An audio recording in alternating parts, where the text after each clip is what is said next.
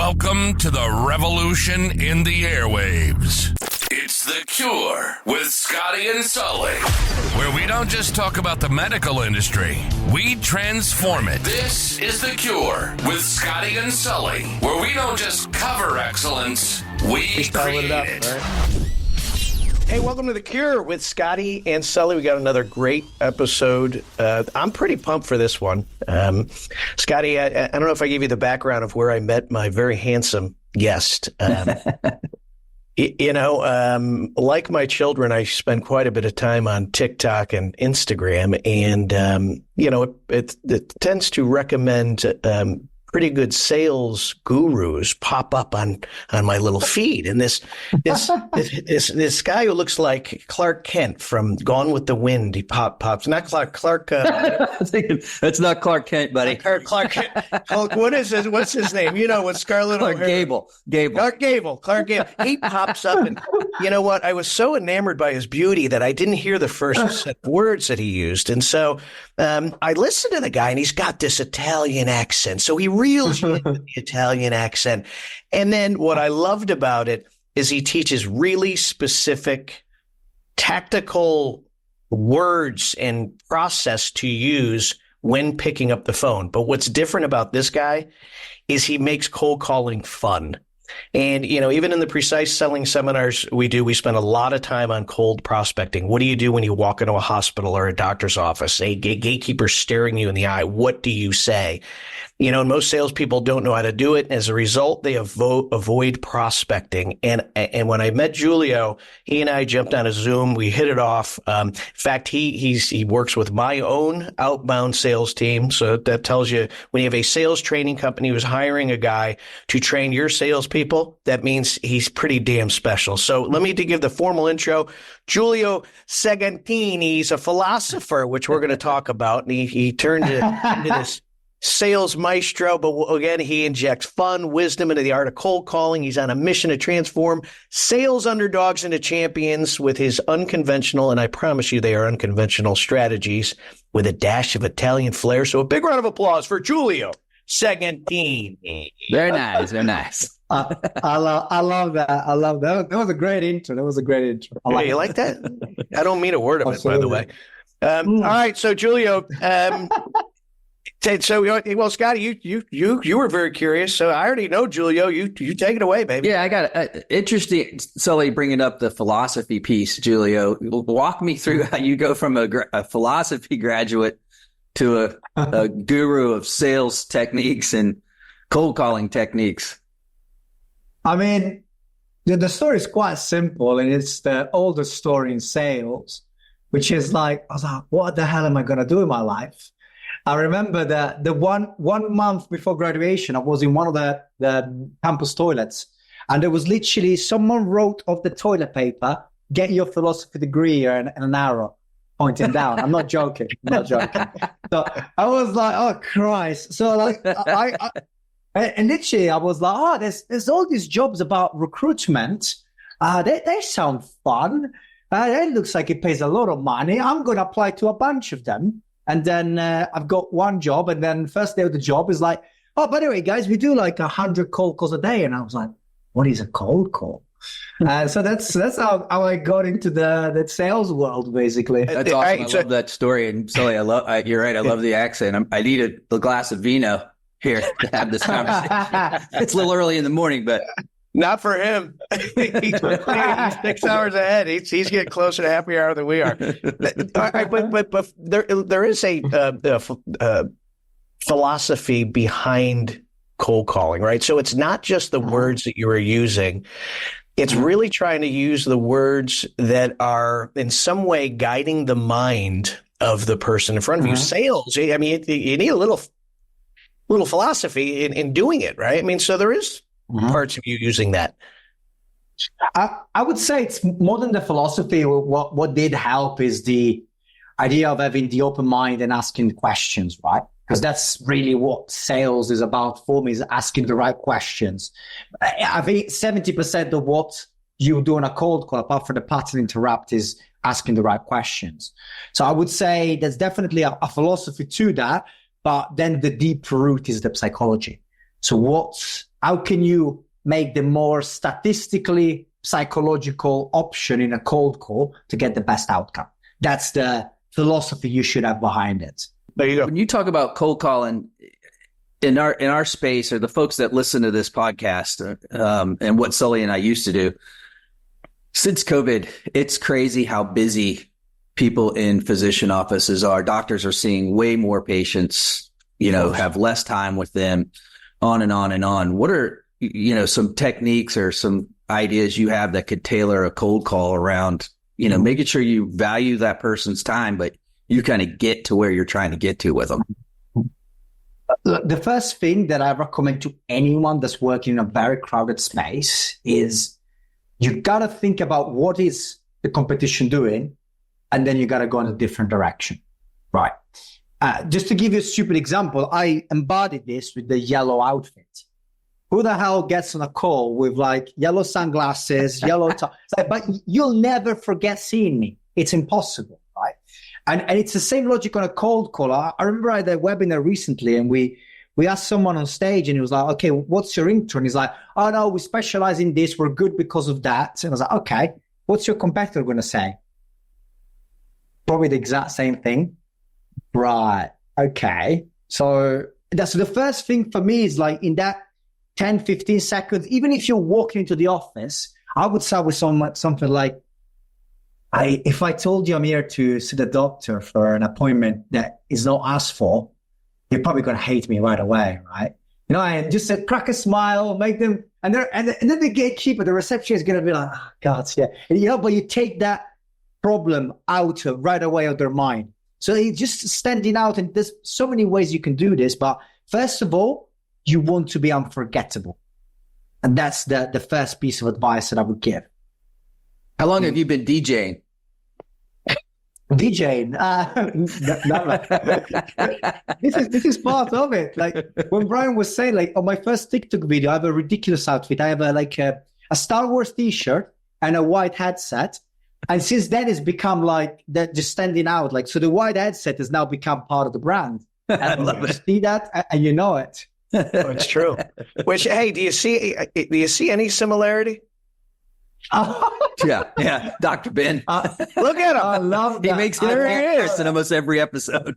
There's every episode. We got to bring them up. I got to find mine. Mine's in my desk somewhere so I can pull it out. I love that. I love that. Have you told him that story?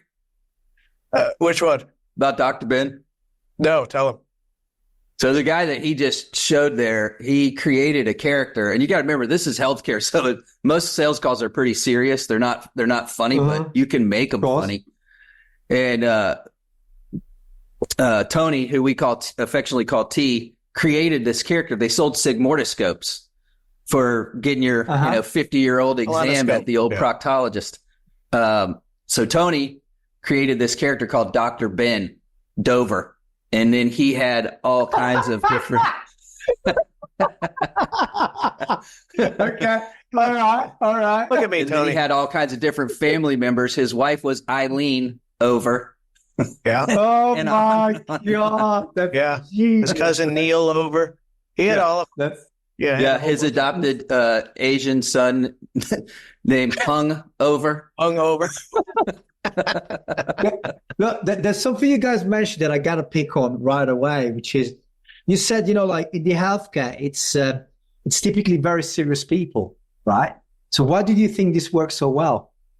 Because they're serious people and they want to have fun. They want to have some fun at work. That's right. Absolutely. I'm coming from pharmaceutical recruitment, right? We would go to the meetings like the suit and tie and everything. But the moment you crack the first joke and it lands, because sometimes it's not going to land. Yeah, that's when you're already different from anyone else. So I think that's even more important if they're so used to being serious. I can imagine a doctor, they're stressed, they're overworked, they're used to the same pitch, talking about how their product is different from the 1,000 others they've seen. And so if they're going to buy from the human, they're not going to buy for the product unless you're selling, Viagra in the first week of it coming out, and then everyone wants it, and you just know they're taking.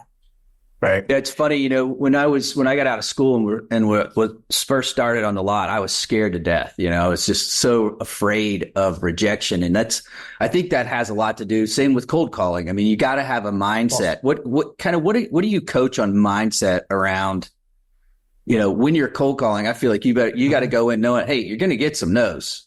But, if you don't put a line in the water, it's like my mom. My mom was one of the best salespeople I ever met. And her line was always no until you ask. And so talk a little bit mindset around cold calling. Well, look, it's kind of interesting that you mentioned this, right? Because mindset is kind of an overused word, right? No one knows what it means. You talk about like mindset here, mindset that. But generally, what you're referring to is that how do you get over that fear of rejection? How do you get to the point that you pick up the phone, right? Without having so much attachment to the outcome. And I think some people, perhaps like your mother, are just born without that glandular shame, and they just don't care. It doesn't matter. She just expects yes, no matter what she's asking.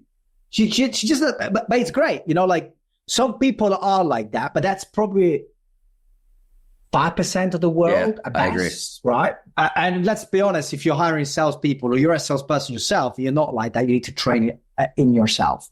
And there's a comparison I make often, which is actually going to be really relevant. So in order to become a doctor, how many years do you have to study in the US? It's like 2 degrees plus then you got the, how do you call it when you go to residency? The then you've got residency where you're making no money. I just met a kid last week and he's just like, I'm making no money. I'm working 15-hour days. He's dying on the job. Exactly. So in order to become a doctor, right, you need to work probably 15 years. You need to slave away, right? And then you have the average salesperson that says, I can make 200, 300K, blah, blah, blah. But then they're not willing to put in the consistent work. Do you know how many hours the doctor read thousands of books, literally over and over until he memorized them?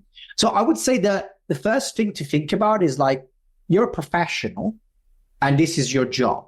So the way I go about it is you block your calendar and you then stick to it slowly but steadily. So the way I learned is like the day one of my recruitment job, we were given a list and we made 150 calls, right? But no outcome. We just need to talk to people, audit them about things. And then we slowly built our, let's say, our resistance. And I think the biggest problem salespeople have is that they'll do like one day of cold calling. Then for 3 days, they're like, I got 2 meetings. I've got to prepare for this meeting. They're going to research who was the great aunt of the doctor before the meeting, because that's going to come in handy, right? And then they don't prospect for 3 days. And then by the time they've had the 2 meetings, they were so attached to the fact the meetings need to go well that they're probably going to, let's be honest, not do very well. And then they're going to prospect again, and then they're back at it. Instead, if you prospect every day, you get to the point that I was telling Ryan earlier, like, I get on a call, I'm dressed like this. If they don't like it, I can book another meeting. I don't, and that's the logic, like the abundancy. So I think it's really about consistently having the procedure that gets the meeting. And then it doesn't matter how good it's going, you don't stop it. Yeah. And that's how you get the machine going. That would be you apply to fitness, you apply to any profession, but just in sales, you're like, I've done a tough job for 2 days. I can take a 2-week break. No, it just doesn't work like that.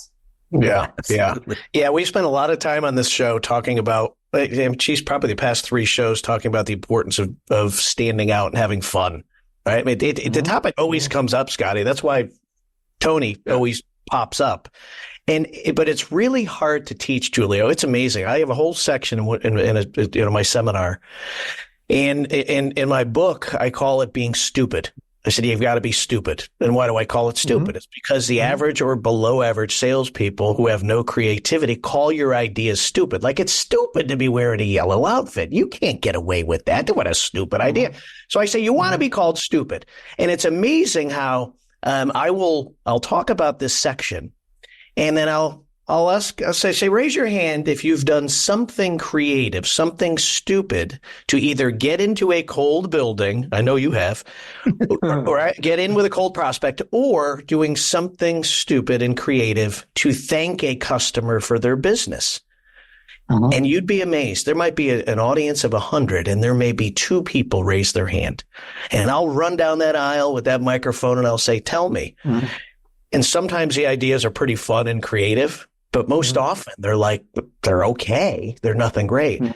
And I'll say, grab your pen and paper. I want you to come up with something right now. And I got to tell you, about 75% of the audience hates this section of my seminar.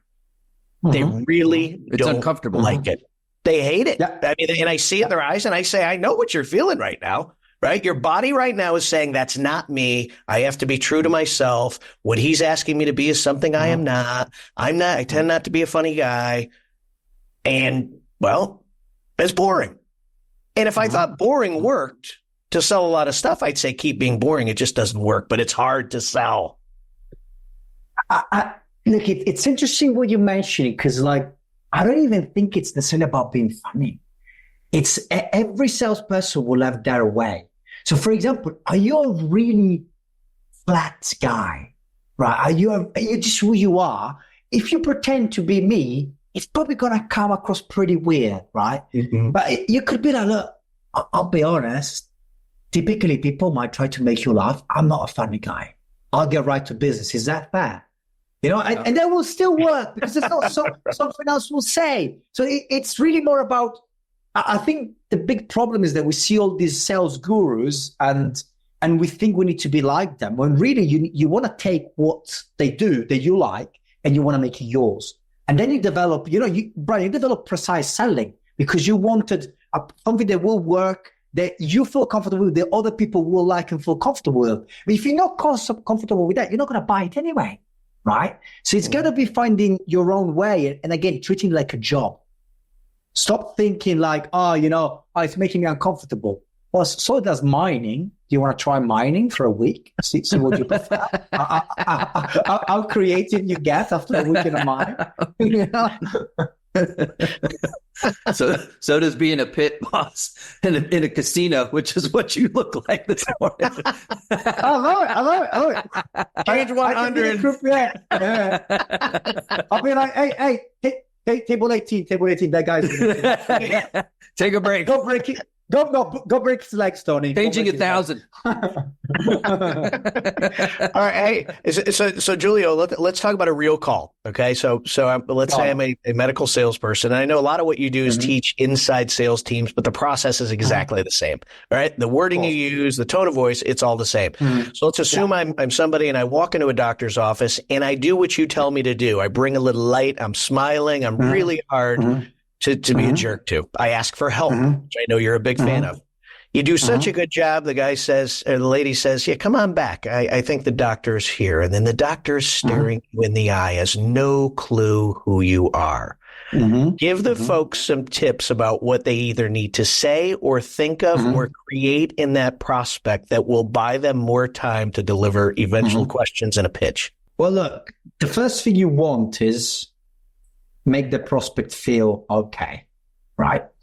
So if the prospect is there, if the doctor is there, it's like, who the hell is this guy? Oh, it's another salesperson, right? So the first thing I would do here is what we call my previous mentor is called the ledge. So something that will help you to do the rest, which would be, look, I appreciate you get loads of things. I'm going to deliver my pitch. I'll take 1 minute, 45 seconds.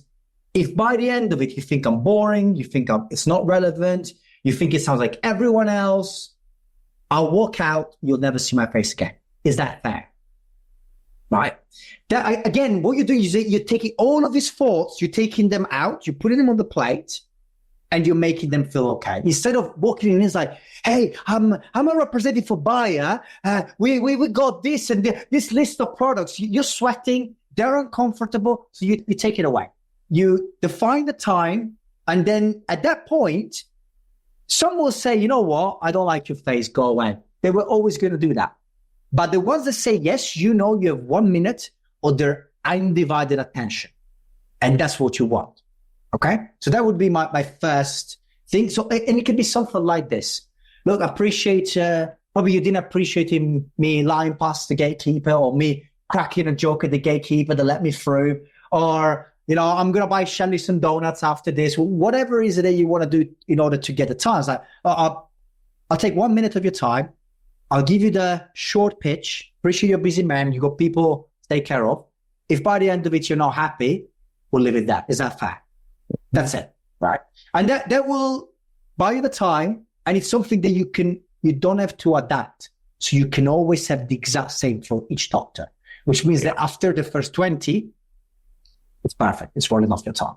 I love the idea of setting the time. I think it takes them from kind of this position to, all right, I'll let this joker give me his pitch. Why not at the end? And that's where, to your earlier point, you got to practice. You got to be doing it on a regular basis. So when you get that 1 minute, absolutely, you're ready to go. It's interesting today in today's world, especially with what I do in the media business. Technology and social media is, in the forefront of minds. And,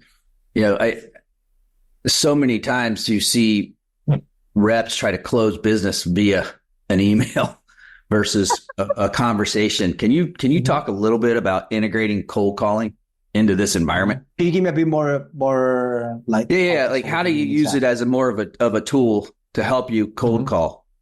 Does that make sense? The social media, you mean? Yeah. Kind of technology, social media. How do you use it as a tool? I mean, everybody's doing it. I tried to fight it for years because I'm like, no, I want you to have a face-to-face or a phone call with the person, talk to them, not try to do it. But I mean, it's just where things are moving. And as young folks are coming out of school and going in, they are used to communicating this way. So how do you use it as Of course. Well, it's interesting that you mentioned this because you have the world divided in places, right? Like I personally, I'm not a fan of the old school cold call trainers that are like, the phone will never die. It's all about, you need a physical handset, that's too much technology. That's wrong. Like if you don't adapt, you get left behind. So there's got to be a blend. So the funny thing that you mentioned this is, for example, I cold call every day, but I also have a bunch of people interact with my LinkedIn content. And the ones they visit my profile, they're the first one I call. They comment on one of my posts, I'm going to call them. I had a video about one of my openers, which is like, do you want to throw your phone out the window or let me have 30 seconds? And someone tagged their team, an SDR manager. So I literally called him, gave him the opener. The guy starts laughing. He's like, is that Giulio? I was like, yes, it is. And at that point, of course you got him. So I think one of the ways is to warm up your leads. So if you have I don't know, in the medical space, what would be probably the best way to think about this could be maybe you're sending a lot of emails, you see them open, and then you see the email open, and then you might follow up with a call and be like, look, this is Brian Sullivan from Precise. I guess my name doesn't ring a bell at all. Right, because they probably seen the email, and that's your pattern interrupt. You start the conversation that way. So I think the multi-channel is the real future, where you're using as many touch points to build that familiarity to the point that people know. They don't know who you are, but they kind of know who you are, and that's better than just plain cold calling. So that would does that answer the question? No, totally. It's exactly what we try to talk to companies about with an omni-channel marketing approach. People are like, well, I don't want to do print ads. Yeah, but print ads are what help your rep walk in and people know, oh, I know the company. Yeah. And it's like the billboard that you pass on the way to work every day. Yeah. You're not going to click the billboard. You can't count clicks, but how much of an impression is that? I guarantee it's impressed in your mind of that organization. Same thing for companies with distribution reps who are calling our manufacturer reps who are trying to get distribution reps to let them work with them. It's like, I may not know them, but I know Welch Allen, or I know Midmark, or I know Abbott to be able to get that thing going. And then from there, it's also like what Sully and I are doing right here, podcasts, put out, your own posts on LinkedIn and, social media and drive that. So yeah, I think it's what you're saying is exactly. It's when we started at Sempermed, it was a startup company. We were selling latex gloves. So not fancy. And the name of the company was Satari at the time. We changed it to Sempermed. And there were 30 other glove lines on the market. We had to figure out a way to get in the door to have somebody talk about something they don't want to talk about because Every time you switch it out, it's a personal product. It doesn't fit the same, this and this and this. We did it with, my son was 4 at the time, and we blew a glove up on his head with air and did our ad was Sempermed gloves. We make them strong. How you use them is up to you. And we just started pumping that into the space. And, 6 months in, they're like, wait, you're the glove company with the kid with the glove on his head, right? Boom. I've got my in. Although he's in protective custody now. Yes. Yeah, he's bouncing around a rubber room. But social care came knocking legs. Like, why are you doing this? He's actually in the film business now. Scotty, I want to bring something up there, and as it relates to your magazine, because this is a good point too. Is a lot of manufacturer reps don't understand how important it is for them to regularly time block to call on their distribution reps. 100%. One of the values of advertising in your magazine is if a distribution rep has read and seen the articles and they see that Welch Allen or see that Sempermed ad, when that manufacturer rep of that company calls, they're going to be a little more apt to listen to them. So you manufacturers out there listening, understand that you can't just do it one way. There is value in, as you say, in a very corporate way. Omni-channel marketing. Whoa, whoa. Very fancy. I tell you who's great at it is Joe Rich at Gojo. We write content for them around infection control in the magazine. Joel takes the PDF of it, sends it to all of his guys, and is like, hey, I want you sending this PDF out to all your distribution reps because they can use it with their end users as well. But it's just a way of getting that message across that's coming from the publication versus just from Gojo saying how great we are. So you're dead right. You got to take it the next step further. You can't just place the ad and hope that you get the sale. So a lot of salespeople ask me, so how do I craft an email? Right. And of course, my lesson to them is you got to be able to read it in under 25 seconds. But also, it's very similar. Correct me if I'm wrong or you have a different opinion on this, that the wording is very similar to what you would say on the phone. Am I right with that? Or might you change it a bit? I would say with the email, you actually have a slight advantage in the sense that you can put other things there. So, for example, I wouldn't start with social proof on a call because it's too early. On a cold call, I wouldn't start with like, hey, we work with blah, blah, blah, because you're just bombarding them. You might do that on an email. But what I think is the most crucial part is that you've got to be using exactly the same language that the physicians would be using among themselves or that the reps would be using among themselves. So to give you an example, like I call mainly CEOs of mid-sized companies that are struggling with cold calling. And the terms I use when I give my pitch is like, I fix 2 problems. And the first one is that your salespeople are turning into keyboard warriors. And they hide behind emails and LinkedIn instead of making cold calls like this one. And that term is like, that's what they say to each other. It's like why the hell everybody thinks there are keyboard warriors these days? So let's say you're selling, I'm gonna try and make an example for the medical industry. But let's say that they are having a particular piece of medical equipment that is causing injuries in over 1% of the time, right? And that might mean some lawsuits, right? So the problem that might be facing, like you might be having problem with lawsuits because your injury rate is over 1%. And that's what they're going to be discussing with each other. And that's the language that you want to use in an email and in the call, because it's a language that immediately screams, this person knows my world. And if you can have that, there's a very good chance that you're going to get a conversation started. Hey, how much personalization needs to be done before the call? So do you go into LinkedIn and then learning some things that you can reference early on in that call? I mean, look, I'm a bit of a different breed in the sense in that I work hard on crafting a good list, but I don't do any personalization. So my logic is once I have a list of, let's say, 200-300 prospects that are, let's say right now, for example, I'm targeting a lot of mid-sized B2B companies that have at least 5 salespeople. They will tend to face some problems. So my logic is to try and approach them with a problem statement rather than a benefit statement. And then some people that, well, I have that problem. Then they're more likely to buy. And then if they have the problem, there's a good chance I can get a meeting set up because they will want to fix it. And too many salespeople are focused on benefits, right? Yeah. What you're getting out of this. The problem with that is that problems is the main reason people change. This is scientifically proven. You change something typically because you have a problem. Unless you fix all your problems and then you're just working to get better, which is what, like 1% of the population? Everyone has got problems. Like a CEO is constantly firefighting. That's typically what they do, right? That they've got the biggest three problems they got to fix. So I think if you can find the problems of your prospects, then the chance of meeting and deals increasingly go high. And then you need to figure out what is it that it's on their mind, and how do I replicate that in my pitch? That's good. Now here's what here we are. I want you to give me your pitch.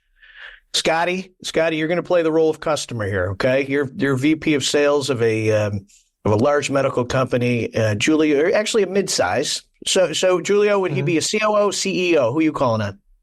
If it's depends on how big the sales team is. So if the team is got like 5 to 10 people, then I call the CEO. If it's over 10 people, I'll call the VP of sales or the CRO. Okay. All right. So Scotty, let's assume Giulio, I'm a gatekeeper. You got past me and you got Scotty randomly on the phone. Let me hear your pitch.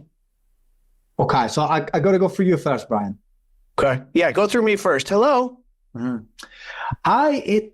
I was wondering if you could help me. I'm looking for Scott Adams. And what's this in regards to? Well, I typically get invited in to fix problems around the cold calling area. So specifically issues with prospecting. And as far as I understand, Scott is the right person to talk to. Is that right? He's our VP of sales. He's probably the one you could talk to. Let me see if he's in. Thank you. Yeah, he's in. Let me punch you through. Boop. Thank you very much. Hey, hello. How you doing? Hi, Scott. Look, we don't know each other. So this is technically a cold call. Not sure if that makes you want to throw your phone out the window, or let me explain why it could be relevant to you. It's entirely your choice. No, happy to talk to you. I obviously have issues with my sales team on cold calls. We all do. Well, look, I'm sad to hear that, but let's see if I can help. If you don't think it's relevant by the end of the pitch, like, you won't hear my weird accent again. Is that fair? It's fair. Where are you from? Germany? Germany. Oh my God. I just had to double my prices after that, you know. But look, Scott, typically when I talk to all the VP of sales, they have a good team in place with decent performance, but they see two trends that concern them. The first one is that the sales team have become keyboard warriors. So they much rather send 1,000 emails or hide on LinkedIn rather than make one single cold call, especially when it comes to younger generations. Yeah, we see it every day. You see, don't wait for the second problem. You might even like that even more. Basically, the second one might be that they are making the calls, they are picking up the phone, but when they do talk to potential prospects, they come across a bit awkward. And they don't really deal with objections. And that's just leaving money on the table for the competition. But look, perhaps, Scott, I just catching a bad day. These are not really problems. And I'm just barking up the wrong phone. No, both of those are issues for us. Definitely the sending emails. And so if you have a plan that can help them get on the phone and get more prospects to conversions, I'd love to hear it. All right, stop. Perfect, right? So if you broke that down, it's exactly as you described, right? So you asked for help with the gatekeeper. You finally got back, and you had this attitude of slight indifference is what we call it, right? I'm committed to helping you. I'm not attached to any outcome, which you brought up earlier on in this podcast, and I love it. And I think something I want everyone listening today is, whether you're a sales leader and you have a sales team or you are a salesperson listening, notice how he nails down two problems. Just think of two big problems. And then the other thing you did is you put them into very plain spoken words. Right? It wasn't, we work with hospital systems who are struggling within or with the, they're trying to improve their efficiencies, or they're, where they sound like a corporate brochure, right? It cannot sound corporate-y. It's got to sound like a regular dude. And you said, hey, and they come across as kind of awkward. I love the term keyboard warrior. Those are real words, right? It's a human talking to you. It's not a script. So take those away. Those are going to make your cold calls better. Absolutely. You're a master. Master Jedi. I'm a student. That's where the headset come from, right? Is the Jedi look. One thing I would like to add, Brian, from what you mentioned is this is coming from a script now. I think scripts have got a bad rap. I hate that. I hate that salespeople are like, I don't want to use a script. I was like, what do you mean? Again, do you think the doctor is there? I was like, well, I don't want to use the procedure that someone invented before me. I'm going to come, Mom. Shut up. No, you're not. You're going to do exactly as the book says. And once you do it 10,000 times, then maybe you can come up with your own. But until then, you want the script. Yeah. And then look, it never sounds exactly the same. So one time I'll say keyboard warriors. Another time I'll say, like they're hiding behind emails and LinkedIn. Another time I won't say they come across awkward. I'll just say when they pick up the phone, they sound like children. It'll depend. But you're just getting a bit of the flavor. And I said it so many times now that I could just get away with being a bit more casual. Amen. Yeah. Yeah. Amen to that. I think the biggest thing take away from there is, and I talk about it all the time, is sell the problem you solve, not your product. Yeah. But it's on your wall. Back at the office. Are you at the office? Yeah, I got a different one up today. Oh, you switch them every day? Yeah. Always be nice today. Nice. Well, I didn't know you had a revolving. Oh, yeah. Sometimes I have Don Draper up there. Just depends on the day. Oh, that's nice. I got to get you a new one. It is. I like it. I know it. There's one.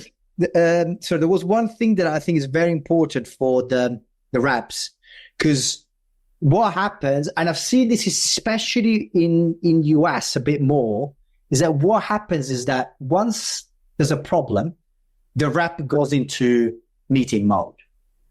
They said they got a problem and they try to close immediately, right? It's pretty much like a lady saying they're single and you immediately be like, well, okay, do you want to date me? It's like, whoa. Like those two things don't collide. Instead, the one thing that I would recommend everyone to do is that you got a problem, you want an example of that problem. And that would be something like, okay, Scott, you were mentioning earlier that this happens all the time. Can you give me a bit of an example of what that looks like day to day? And the reason behind this is that because this triggers the availability bias. If they can come up with an example quickly, then it's at top of their mind. And they'll be like, okay, this is a real issue. And so that's the part. So once you have the example, the problem is real. Because sometimes they'll just turn as like, well, I can't think of one. That person is never going to sit a meeting. Because by the time they realize they accepted to fix a problem they can't think an example of, they're gone. So important, like problem example is the minimum level for me to even consider having a meeting. So, that's awesome. I love that. That's great. Would you ask any deeper questions at that point? When do you know when to close for the meeting? Well, look, as you probably know, I've got a quite detailed structure. So I don't tend to close fast because for me, the logic is the meeting is a pre-discovery call. So I much rather have, and everyone should, I think, have fewer meetings with high close rate than loads of meetings that get everyone's hopes up. They screw with the pipeline prediction, and generally they're just not good for business, right? Few targeted meetings. So the way I go about it is typically example, then what does that mean? So what does that actually mean for the business? Which is a different way of saying for the impact. Because the moment you say, what's the impact? Immediately alarm bells goes off. That's what every salesperson asks for, is what's the impact of this, right? So once I have the impact, I'll typically challenge that further with like, well, okay, but surely you've done something to fix this before. So to see like how committed are they to fixing the problem? Because if I have someone that's got the problem, but they don't care about fixing it, which happens a lot more than people think, then again, high kicker. So once I can get a minimal level of commitment, typically you want to find the root cause. So where does that come from? Because for example, if you took a VP of sales and the problem is, everyone is a keyboard warrior. Well, why? Well, because the founder doesn't believe in cold calling. I don't want to sit that meeting. It's going to be impossible. It's going to be a nightmare. It's just a waste of my time. So and again, the deeper you go, so if you get to the root cause, typically people are going to be far more invested in you as well. And then the final part of this one is one of the I've stolen from my mentors, and it's probably the best question that you could ever ask is, well, do you mind if I ask a hard question? And typically they'll be like, yeah, go on. It's like, have you given up on fixing this? And this is where they get emotional. Like, wait, say it again. Have you given up on fixing this? Yeah. Have you given? And so at that moment, they show you that they're motivated, and they'll be emotional, and people buy emotionally. There's no way. No doubt about that. No doubt about that. Exactly. And so if they're emotional, they remember the meeting, they remember you, and they'll sit that meeting. Because how many meetings don't get sat, Because that's all this focus on, let's try to set the meeting as quickly as possible. Yeah. Hey, you've done a funny job lately on your TikToks of posting calls that have not gone well, right? Which I love, which I really think separates you from, I would say, even the Scott Adams lookalike Grant Cardone and others, right? I think what's refreshing about you is you're not the guy who's taking pictures in front of the Ferrari and Lamborghini and saying, guys, this is the way you got it. Like, you give very specific things, but you're also not afraid to show your rejections, your failures, and you smile through them. It's really funny to watch these things. Give the audience an example of a really funny cold call and what went down. All right, so I've had actually posted yesterday on LinkedIn and TikTok. So I recently, one of the final, this is another tip for salespeople. Sometimes you get the stone wall. No, I'm not interested, or we're good, we're fine, whatever. Most people, if you're like, okay, no problem. Do you mind if I ask one last question before I go? Most people will let you do that, 90%. And one of the questions is like, what would have to change for you to consider this? And I asked it to a prospect, I think it was on Friday, and the guy's like, I would have to drop dead. Just point blank told me, like, I would have to drop that. Fair enough.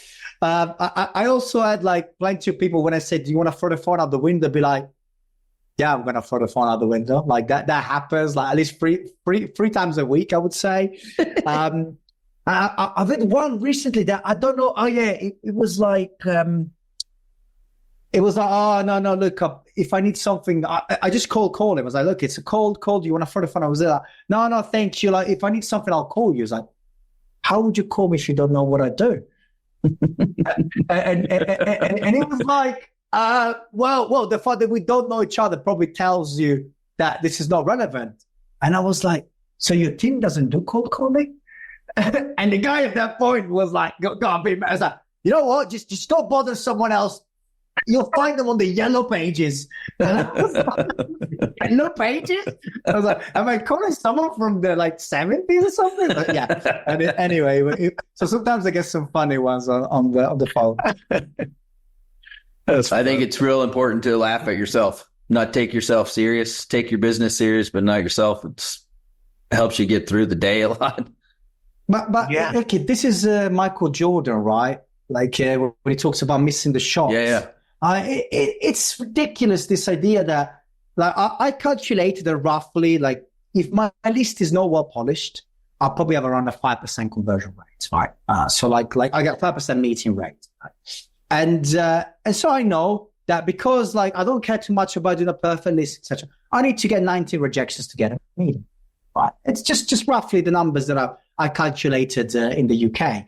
So at this point, I don't need to go crazy. I know that I'll get the one that's not in the buying window. I'll get the one that doesn't call because I haven't done amazing research. I get the one that's doesn't even have a big sales team, etc. And that's fine. And because I know I need to go through those numbers, it's okay. And that's the part that most salespeople get wrong is like, oh, I've been rejected 3 times today. Well, how many times do you need to get rejected in order to get a yes? Once you know that, rejections stop to matter and start counting them. This is what this is. Like I'm on a challenge to do 3,000 cold call rejections in I started September last year. I'm up, I'm missing 1,687. But that's the goal I'm working towards. I'm not working towards amount of meetings or revenue. How many rejections can I get? Because I know the rest will come anyway as I move along. Yeah. Hey, what coaching would you give a salesperson? And this happened to me recently, one of my own salespeople who you've met with. And he texted me late Friday and he said, I had a really rough week, and I'm a little down. Do you have any tips or advice for me? And of course, I gave him my tips and advice. What advice would you have given? I probably would have asked him instead of well, what do you think? I think that's probably the best sales management question ever is what do you think? Yeah. And he probably would have gone well, maybe I just need to chill this week and not drink. Maybe on Sunday I listen to some of my calls to figure out how I feel about it. But it's got to be their answer, right? Again, you want to ask the right question and then figure out what is it that they got to do to do better. I think rejection is hard to deal with. It's just the way your brain is wired. It's made that way because 10,000 years ago, when our brains were formed, they haven't changed. If you were socially rejected, you were dead because you would be left out in the cold. While if you were punched in the face, it wasn't permanent. So we tend to resent social rejection way more than physical pain. And so that's the reason why we shy away from it. And you got to find a way around it to motivate yourself. Yeah, love it. All right. Hey, Scotty, do you happen to have the rapid fire list in front of you? It's that time. It's that special time, Giulio. It's sort of a newer segment on the Cure with Scotty and Sully. This is where we get you to expose things that maybe you otherwise wouldn't want to tell people. Although something tells me you just don't give a shit what comes out of your mouth. I mean, look, it depends, but I won't be giving any critical numbers. All right. Question number 1. If cold calling was a pasta dish. You got this one, Scotty? And why? Yeah. If cold calling was a pasta dish, what would be a why? It's going to be gluten-free pasta because it's good for you, but no one fucking wants to do it. All right. Question number 2. You call someone in London. Have you ever tried one of those with those Englishmen, convincing them in Italian? Maybe they've been dissing you. They're not that interested. And you just go into straight Italian during a cold call just for fun? No, but that does sound like a good idea. Maybe you know what I'll do next? What I'll do next is someone is going to be like, I'm not interested.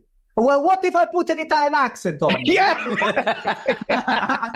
I'm going to try that. You got to try that. You got it. I'm going to try that next time. You didn't think you learned something on this program today, too, Julie?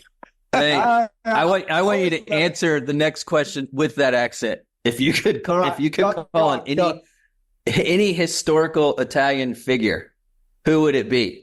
I would be calling Dante and telling, man, why the hell don't you mind your business? Because I have to study this shit now. That would be that. Probably. I did not like studying Dante in high school, so that's the first thing that came to my mind. All right, next one. What's more challenging, convincing an Italian grandmother or a nana to change her spaghetti recipe, sauce recipe, or getting a positive response on cold call? What's more difficult? That's not even a question. with the cold caller, you got a certain success percentage chance. With the grandmother, she's just gonna be like, "Shut up! You don't know what you're talking about. You eat it like this. Come on, you're skinny. Keep going." That's literally what's gonna happen. Who's gonna win F1 this year? I don't really like F1, so I wouldn't even know who's playing. I'm guessing not Schumacher. No, not sure. I think unless he's doing it at the nursing home, probably racing wheelchairs. I think he's even out of the coma. I don't know. So. The only reason anybody else will win on there is like what happened last week with Verstappen, is the engine blew. If not, you might as well just right in all of the first places. He wins every race. Look at you. You are sophisticated. F1 boy? I'm very Euro, as you. Oh, my God. Thus the hairdo. All right, final question. All right, it's 4:30 in the afternoon on a Friday. Every other salesperson has wrapped it up, which means it's probably a good time to make some cold calls. But you have had a rough week. You've had added a lot of rejections to that whiteboard behind you. You decide you're going to make your last half hour of cold calls with a nice wine. What wine pairs best with the sweet taste of a successful cold call? It's very simple. Vodka. Was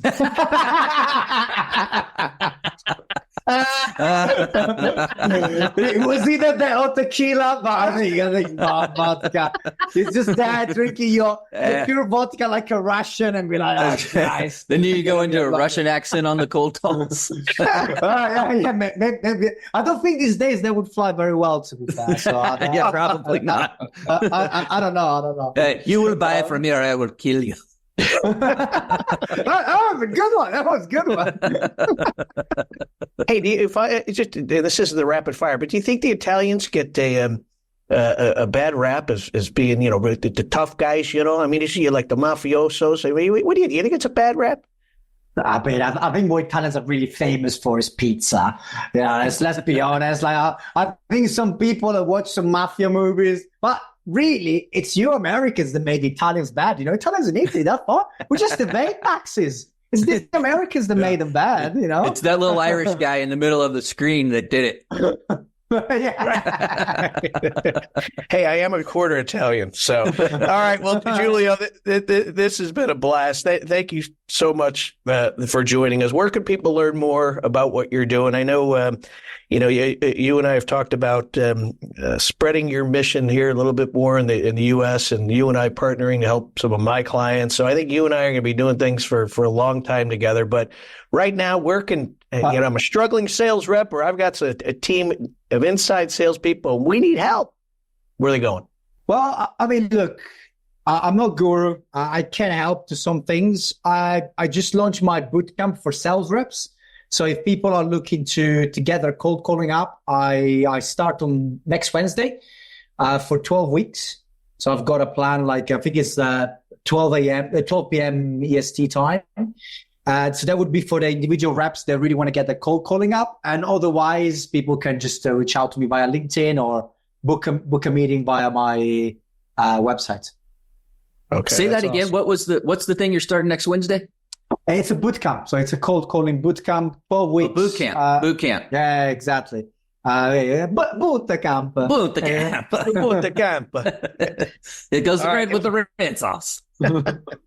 And so we'll put your website information in the if you're on YouTube down low or LinkedIn up top. Make sure you check out. Can they still go to underdogsales.com? They can indeed. Oh, one thing I would like to, I think you've seen it. I put together this Wikipedia for cold calling. Because, everyone is doing the bloody course, right? $100 and you be blah, blah, blah, and all this crap. And I was like, you know what? I'm going to do it for free and undercut everyone that's trying to do it. Again, breaking the pattern. So now if you go on coldcallingwiki.com, you'll find 25 pages for free with videos, scripts, GPTs, infographics, everything you need to cold call properly. So you can start from that. That's awesome. That's awesome. All right, Giulio, you're a good man. Scotty, any closing comments for the Italian? No, man. Thank you so much. That was a blast. That's probably the most I've laughed on one of these so far. So that was awesome. I think the audience will get a kick out of it. And awesome. If I can do anything to help you, let me know, man. It was so great to meet you. Absolutely. Likewise. All right. Check out Giulio Sagantini, the fine Italian, Thanks, the underdog, as he calls himself, the weirdest salesperson on TikTok, LinkedIn, Snapchat. and a social media near you. Hope you had fun. You've been listening to The Cure with Scotty and Sully.